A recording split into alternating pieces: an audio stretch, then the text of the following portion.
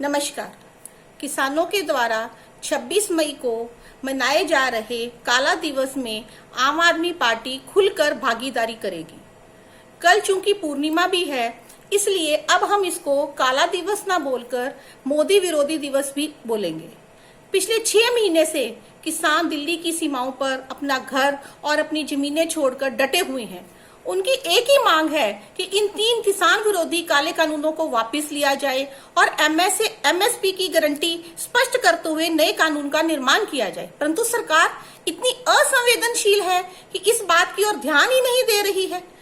आरंभ में तो कई दौर की बातचीत होती रही, परंतु पिछले कई महीनों से केंद्र सरकार के दरवाजे बातचीत के लिए भी बंद पड़े हैं। अब कई 100 किसानों की शहादत के बाद भी सरकार चुप्पी साधे हुए है। यह न केवल चिंतनीय है, अपितु दुर्भाग्यपूर्ण भी है और अशोभनीय भी है। इस तथ्य को ध्यान में रखते हुए फसल कटाई के बाद अब किसान दिल्ली बॉर्डर की ओर चलने लगे हैं और दिल्ली बॉर्डर पर किसानों की संख्या बढ़ने लगी है। किसान इस बात पर अडिग है कि जब तक सरकार इन 3 काले कानूनों को वापस नहीं लेती, तब तक किसान संघर्ष करते रहेंगे। और आम आदमी पार्टी किसानों के इस संघर्ष में आरंभ से ही किसानों के साथ कंधे से कंधा मिलाकर कार्य कर रही है।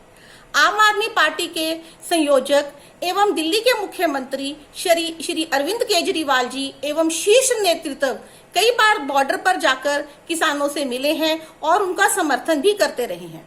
इसी कड़ी में आम आदमी पार्टी किसान आंदोलन की 6 माही अर्थात 26 मई 2021 को अपने कार्यकर्ताओं का अपने अपने घरों पर पार्टी के झंडे के साथ साथ एक काला झंडा लगाने का आह्वान करती है।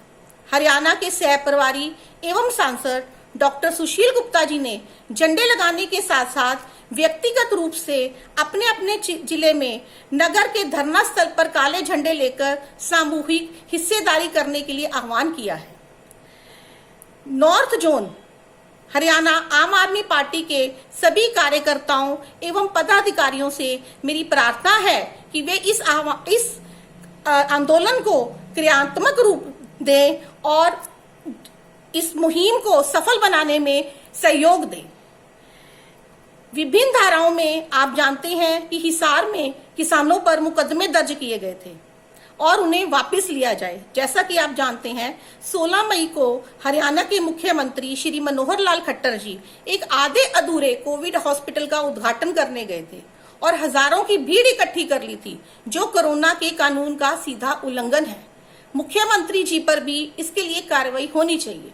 और ये कार्रवाई क्यों होनी चाहिए, इसका कारण मैं बताती हूँ। ठीक है, मैंने अभी ये पढ़ा था कि मुख्यमंत्री इस धारा के 144 धारा के अंतर्गत नहीं आते हैं। ठीक है मुख्यमंत्री जी, हो सकता है कि आपकी भावना अच्छी रही हो, क्योंकि मेरे ख्याल से ऐसी आपदा के समय, ऐसी त्राही के समय किसी अस्थायी हॉस्पिटल का उद्घाटन करने की जरूरत नहीं थी, क्योंकि वो अस्थायी हॉस्पिटल है।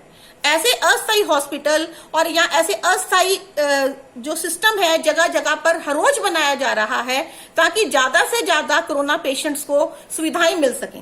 पर हो सकता है इसके पीछे आपकी एक भावना रही हो, क्योंकि ये बहुत बड़ा हॉस्पिटल बनने जा रहा था जो कि अस्थायी था, कि वहां पर कोरोना पेशेंट्स को देने के लिए सभी सुविधाएं उपलब्ध हुई है या नहीं हो, आप निरीक्षण भी करना चाहते हो।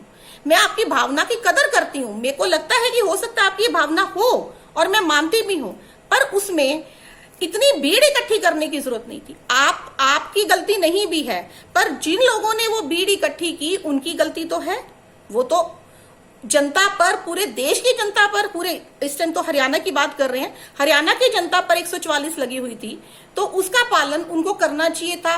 और मुख्यमंत्री होने के नाते आपको उनको ये कहना चाहिए था कि मैं इस हॉस्पिटल का उद्घाटन, तो एक वे है आने के, एक तरीका है, एक सोच है आने की, मेरा जो मकसद है आने का, इसका निरीक्षण करना है। आप उनको रोक भी सकते थे। तो क्या इस वजह से आप कहते हो जो बॉर्डर पर किसान बैठे हैं उनसे कोरोना फैलता है, क्या इस चीज से कोरोना नहीं फैलेगा? ये गलत हुआ है मुख्यमंत्री जी, आप मानिए। और प्रधानमंत्री जी, मैं आपसे एक बात कहना चाहती हूँ, आपको जनता ने बहुत भारी बहुमत से जिताकर प्रधानमंत्री बनाया है। आप लोकतंत्र की नीतियों के अनुसार, लोकतंत्र के सिस्टम के अनुसार जनता के द्वारा चुने गए प्रतिनिधि हैं। आप इतने असंवेदनशील कैसे गए? मुझे विश्वास नहीं होता है। आम आदमी पार्टी उत्तरी जोन के जो हमारे कार्यकर्ता हैं, मैं उनसे आज एक आह्वान करना चाहूंगी कि ना तो केवल घरों पर झंडे लगाने का कार्य करेंगे, अपितु इसके साथ साथ व्यक्तिगत रूप से धरना स्थलों पर काले झंडे हाथ में लेकर पहुंचेंगे और अपनी भागीदारी सुनिश्चित करेंगे। मैं यहाँ एक बात कहना चाहती हूँ, अभी मेरे मन में आ गई कि मैं पंजाब से हूँ, अमृतसर के पास है जगह। तो जब हम लोगों की पैदाइश वहां की है, तो हमारे दादा परदादा जो थे वो भी खेती करते थे। मैं भी किसान के परिवार से हूँ। मुझे बहुत तकलीफ होती है। और देखिए, आज हम जिंदा हैं, हम जो भी खा रहे हैं हम उस जमीन से उपजे अनाज की वजह से हैं, उसी वजह से आज हम हैं। तो उस अनाज को पैदा करने वाला कौन है? ये किसान, ये अन्नदाता। और जो अन्नदाता को इग्नोर कर रहे हैं, उसके प्रति असंवेदनशील है, तो मैं तो यही कहूंगी, उसको अपनी धरती से भी प्यार नहीं। और हमारे देश में धरती को माँ कहा जाता है, और भारत में धरती माँ के लिए भारत माँ का वर्ड यूज किया जाता है। तो वो इंसान अपने देश से कैसे प्यार करेगा? बोलने से देश से प्यार नहीं होगा, दिखाना भी पड़ता है। आप अगर भारत आपकी माँ है, आप कहते हो मैं भारत माता का पुत्र हूं, तो माँ के लिए भी तो प्यार दिखाओ। माँ भी तो प्यार की इच्छा करती है आपसे।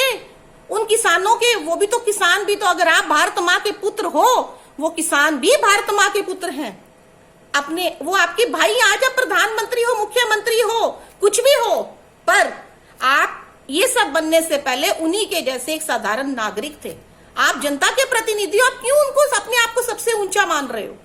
तो मेरी आपसे प्रार्थना है कि आप जमीनी स्तर पर काम करें, आप किसानों की दर्द को समझे। देखिए, हर इंसान, आप ये देखिए, हमारे देश के 135 करोड़ लोग, कुछ लोगों को छोड़ के किसानों का और यही नहीं, किसानों का समर्थन कर रहे हैं, अपितु विदेशों से भी लोग वहां से उनको समर्थन कर रहे हैं, और लोग तो अब आना भी शुरू हो गए। तो मेरी आपसे हाथ जोड़कर प्रधानमंत्री जी प्रार्थना है, इस विपदा की घड़ी में आप हमारे अन्नदाता को बचा लीजिए।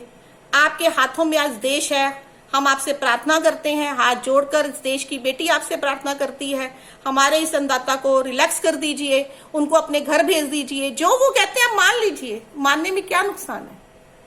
तो आपको मान लेना चाहिए। इसी के साथ मैं आपसे धन्यवाद करती हूं। धन्यवाद।